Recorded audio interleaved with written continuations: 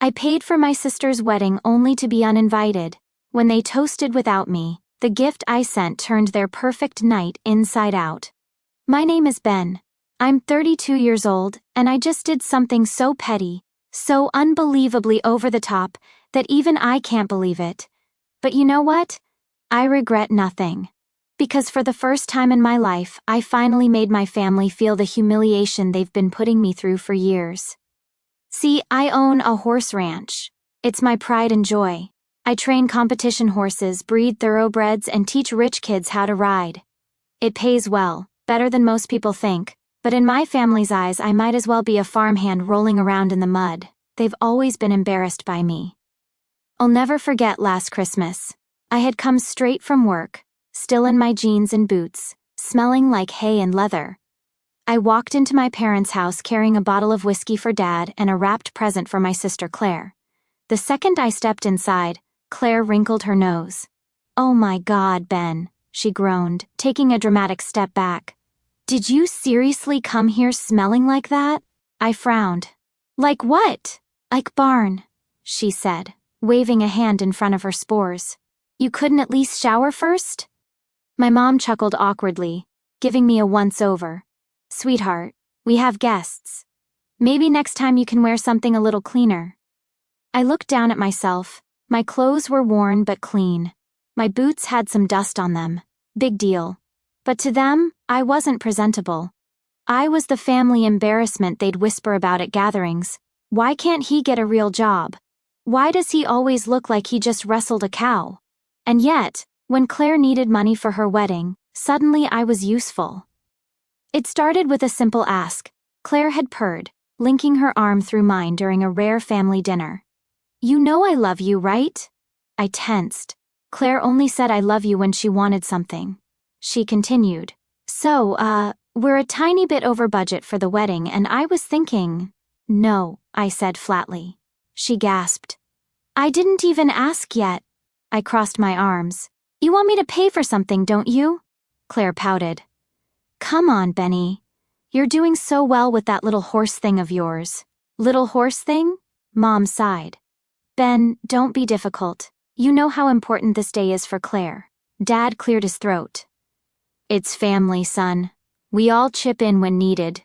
"Yeah, Ben," Claire chirped. "And since you don't have a real family of your own, it's not like you have expenses or anything." That one stung. I clenched my jaw, ready to tell them all off, but I didn't. Because deep down, some stupid part of me still wanted their approval. So like an idiot, I paid for it all. The venue, the catering, the designer dress Claire had to have, even their honeymoon suite. And then, when the invitations went out, mine never arrived. When I asked Claire about it, she laughed. "Oh, Benny, don't take it personally," she said, not even bothering to look up from her phone. "It's just that, well, it's a black tie event, you know? Super elegant. We didn't want anything, out of place." I stared at her. "I paid for it. And I love you for that," she said. "But you know, it's probably for the best. You'd hate being there anyway, all those fancy people wearing tuxedos. It's just not really your scene, right?" Mom smirked. "It's a family-only event, honey. You understand." I understood perfectly. They wanted my money, not me. So I let them have their perfect wedding. I didn't argue, I didn't fight, I just sent them a little gift. And right as they raised their glasses to toast the happy couple, a loud honk echoed through the venue. Then someone gasped, "What's that smell?" The grand doors swung open, revealing the present I sent in my place. I sat in my truck outside the venue, gripping the steering wheel so hard my knuckles turned white. Through the massive glass windows, I could see them, my family, my sister, my parents, all dressed in their perfect designer outfits, laughing, drinking, celebrating a celebration I paid for, and yet I wasn't even worth an invitation. I should have seen this coming. Heck, I did see it coming. But like a fool, I thought that maybe, just maybe, this time would be different. It wasn't. Claire got everything she ever wanted. A perfect, elegant wedding with all the right people, all the right decorations, and all the right appearances. And me? I was simply the wallet behind it all. I exhaled sharply.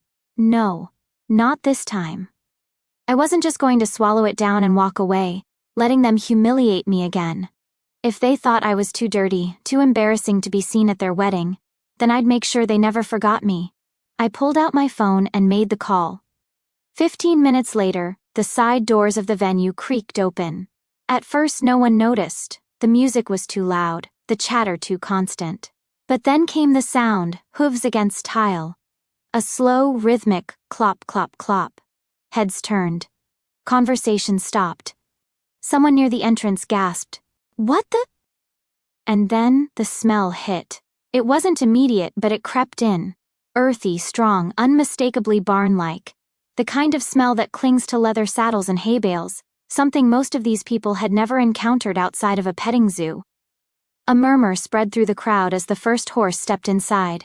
Daisy, my youngest mare, a well-trained and calm horse, walked in first. She wasn't spooked, just curious, her ears flicked forward, nostrils flaring as she took in the unfamiliar sense of expensive perfume and champagne. Behind her, the others followed, their hooves clicking against the polished marble floor. Claire's perfect wedding came to a screeching halt. A waiter carrying a tray of hors d'oeuvres froze in place, eyes wide. Guests in pristine tuxedos and delicate silk gowns scrambled back from the animals, their expressions torn between shock and horror. Are those horses?" someone stammered. I leaned against the doorway, arms crossed, watching it all unfold. "Well," I said, smirking, "you did say it was a family event." Claire's eyes darted to the horses, then back to me. "Get them out of here!" But before anyone could respond, Daisy shifted her weight. And that's when it happened. A wet, heavy plop landed square in the middle of the dance floor. Dead silence. A second later, someone gagged. And that's when all hell broke loose. People tripped over themselves trying to get away. A woman in a sequin dress shrieked as one of the horses shook itself, sending bits of dried mud flying. The DJ, who had been mid-song, stopped abruptly, his jaw slack. A few guests bolted for the exit. Claire stood frozen, her wedding dress still pristine, until Daisy took a step forward. A smear of dirt, and something worse, streaked across the bottom of her designer gown. She let out a strangled noise, somewhere between a gasp and a sob. "Oh my God!" Mom was clutching a napkin to her nose. Dad's face was turning red. And Claire looked like she was about to combust. Then she shrieked, "What did you do?" I shrugged. "Just bringing a little personal touch to the wedding I paid for." Claire's face twisted in rage. "You're disgusting." I tilted my head. "I mean, I could say the same about your dress." Her scream was pure rage. "You think this is funny?" "Oh, hilarious," I said, pulling out my phone. "And so do the thousands of people watching this right now." I turned the screen toward her, showing the live stream I had started minutes ago.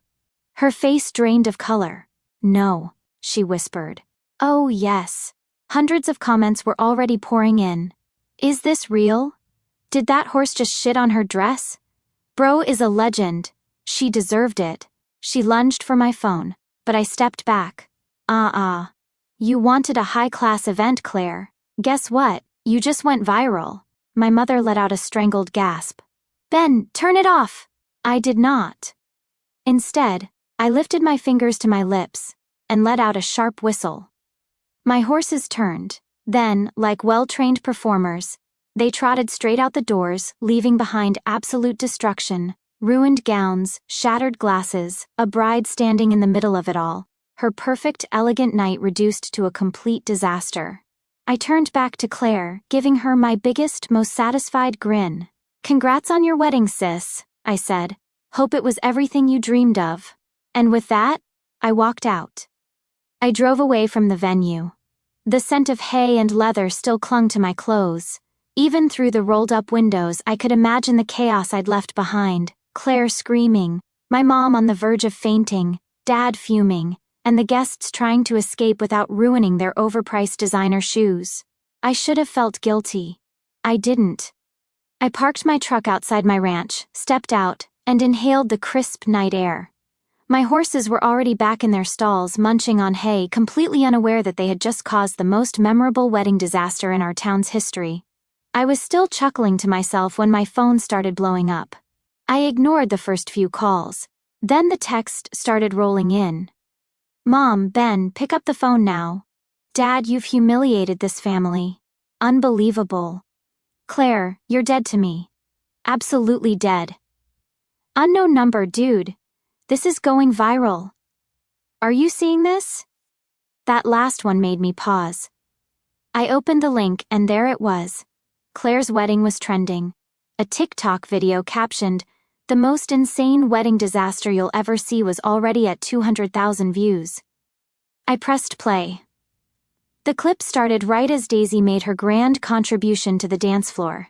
The camera panned to the guests recoiling in horror, then zoomed in on Claire, her face twisted in fury, the bottom of her gown streaked in filth. The comment section was ruthless.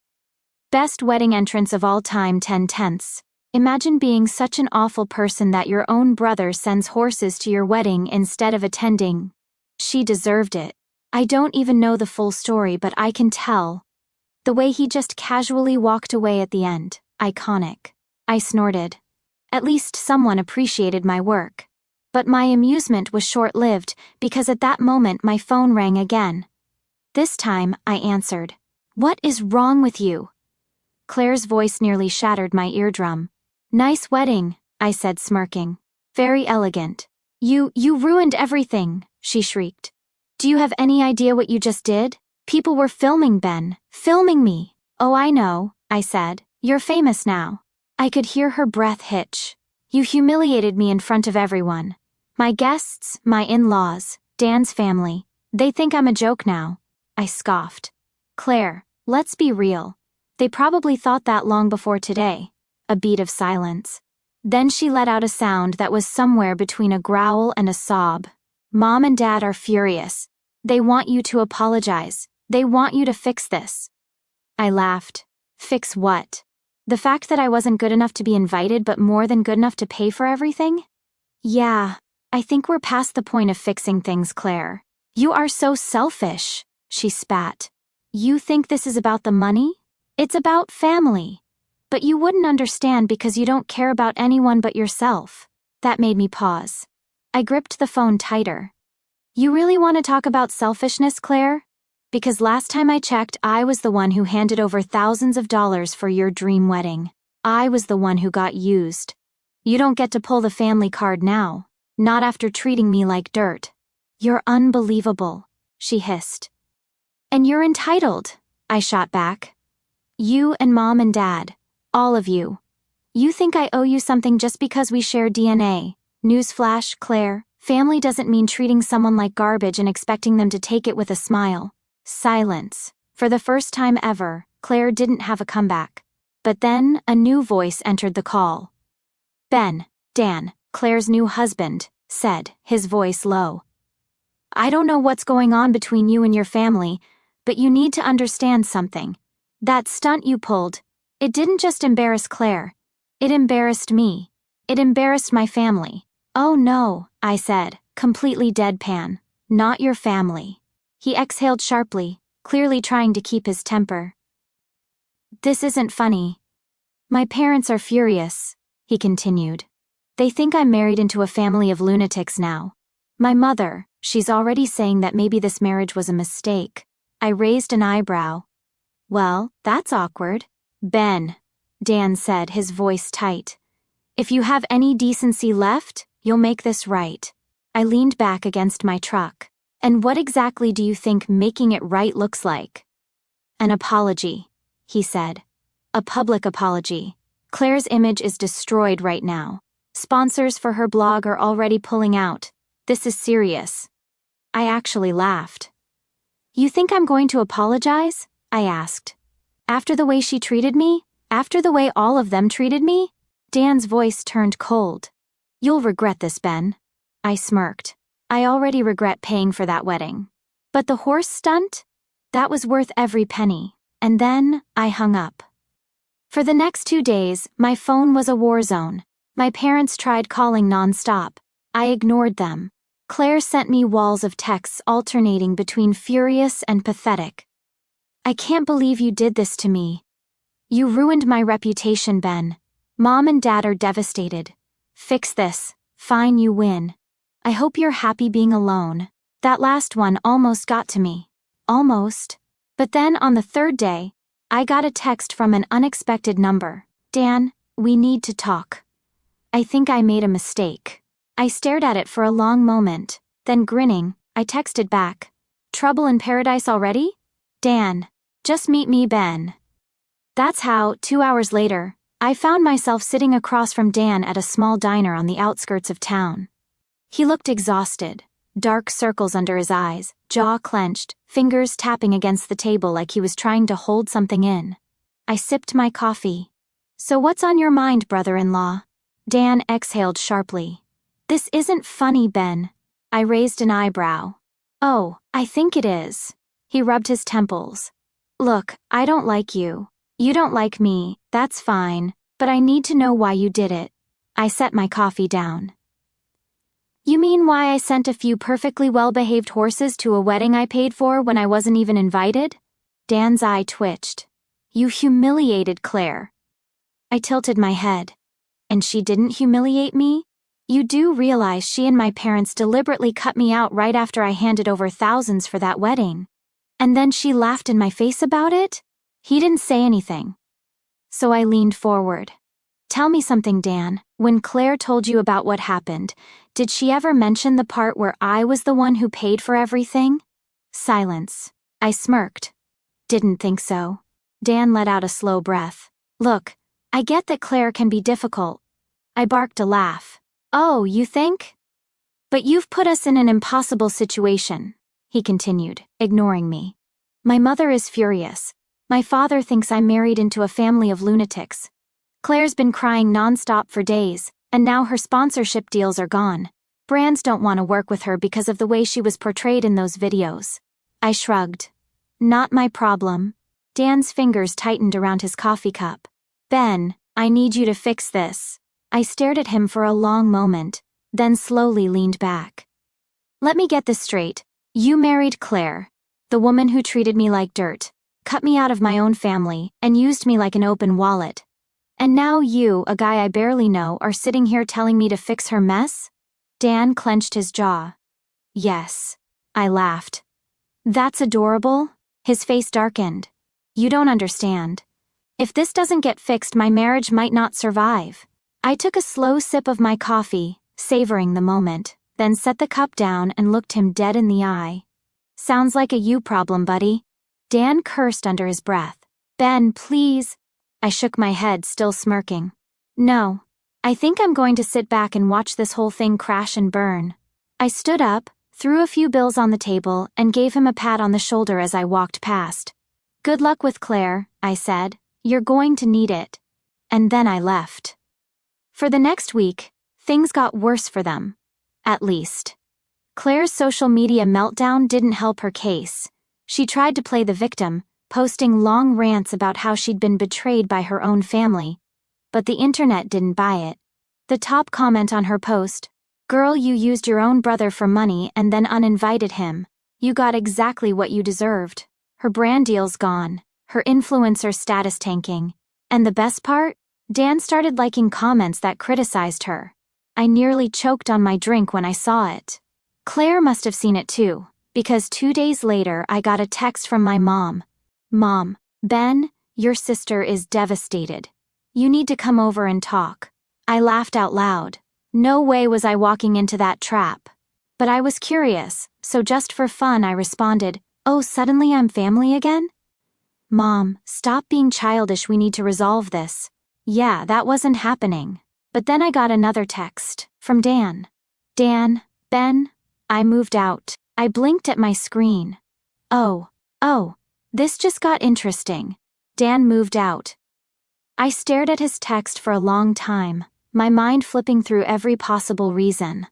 Did Claire finally push him over the edge? Was it the internet backlash? Or maybe, just maybe, he finally realized what kind of person he had married. I took a deep breath, then typed back. That was fast. What happened? Dan didn't reply right away. Instead, 20 minutes later, my phone rang. I let it ring a few times before answering. If you're calling to tell me you need a place to crash, the answer is no. Dan let out a bitter laugh. I wouldn't blame you if you said that. But no, I got a hotel. I leaned back in my chair, resting my boots on the porch railing. So, what's the story? Dan sighed. It wasn't just the wedding. I mean, that was the first big slap in the face, realizing how she treated you. But after that, it was like I started seeing her clearly for the first time. I waited. She refused to take responsibility for anything, he continued. First, it was your fault for ruining the wedding. Then it was my fault for not defending her enough. Then it was her friend's fault for not protecting her image online. Then it was the brand's fault for dropping her. I smirked. So basically, it was never Claire's fault. Exactly, Dan muttered. And then last night we had this massive fight. I told her she needed to own up to what she did to you. That maybe if she actually apologized, she could start fixing things. I blinked. You told her to apologize? He let out a humorless chuckle. Yeah. Stupid, right? What did she say? She called me a traitor, Dan said, voice thick with disbelief. Like I was supposed to blindly back her no matter how awful she acted. I snorted. Welcome to the family, man. Well, not anymore, he said, because when I told her I was done, you know what she said? I raised an eyebrow. Hit me. She said, and I quote, "You'll regret this. I'm the best thing that's ever happened to you." I nearly choked on my coffee. She actually said that? Oh yeah, Dan sighed. That was the moment I knew. I packed a bag and walked out. There was a pause. Then I said, Dan, I gotta ask, why are you telling me all this? Dan exhaled slowly. Because I owe you an apology, Ben. That made me sit up a little. I treated you like the bad guy, he admitted. I bought into all the stuff Claire and your parents said about you. That you were bitter, selfish, just trying to ruin things out of spite. But after seeing how she treated me the second I stopped worshipping the ground she walked on. I heard him shake his head. She's toxic, man. Your whole family is. I let his words settle between us. Then I said, yeah, I know. 3 days later, Claire called me. I let it go to voicemail. Then my mom texted, Mom, Benjamin, answer your sister, she's heartbroken. I stared at the message for a long time, then finally replied, Me? She made her bed, let her lie in it. I didn't hear from them after that. No more texts, no more calls. And for the first time in years, I felt free. No more guilt, no more expectations. No more being treated like an ATM instead of a person. I went back to my life, my horses, my business, and it was good. But then, a month later, I got a letter in the mail from Dan. Inside was a short note. Ben. Thanks for knocking some sense into me. Drinks on me next time you're in town, Dan. And taped to the bottom, a copy of Claire's divorce papers. I laughed so hard I nearly scared the horses.